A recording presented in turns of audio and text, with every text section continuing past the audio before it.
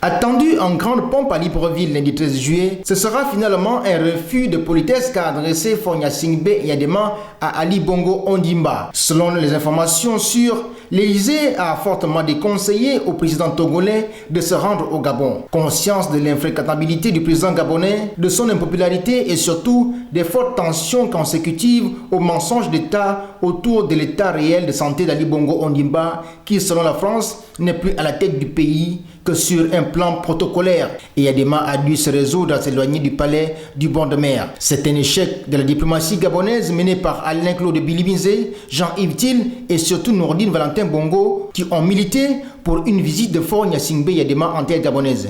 Plusieurs réseaux ont été mis en place pour convaincre quelques chefs d'État de se rendre au Gabon en visite.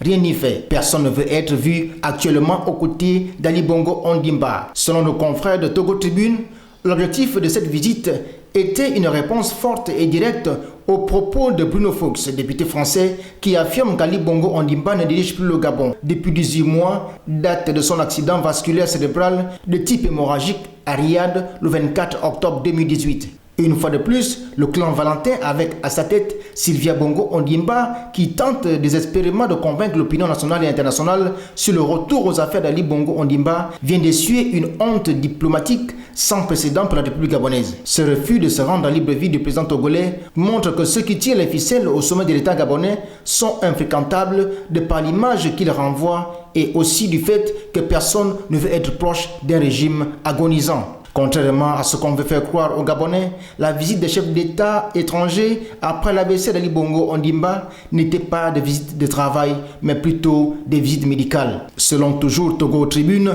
que ce soit Alassane Ouattara, Paul Kagame ou encore Georges Weah, tous ces présidents s'étaient rendus au Gabon tour à tour pour une visite à Ali Bongo Ondimba frappé par un AVC et qui est toujours malade. Ces visites s'inscrivent dans le cadre de la solidarité entre homologues. Il n'y a jamais été question de visite de travail, car travail, il n'y en a jamais eu. Raison pour laquelle ces présidents étaient seuls aux conférences de presse. Ainsi, les Gabonais peuvent déjà voir les signes de la chute d'un régime dictatorial qui a du mal à convaincre et à se trouver des alliés. Cela devrait interpeller tous ceux qui s'amusent à narguer le peuple pour sortir des gens qui ne sont aucunement une garantie à moyen et long terme pour leurs défenseurs. Le clan Valentin ne prendra pas le pouvoir au Gabon. Cette éventualité devient de plus en plus une évidence. Nous sommes en 2020 et plus personne ne conserve le pouvoir de cette manière. De 2009 à 2020, près de 10 ans se sont écoulés.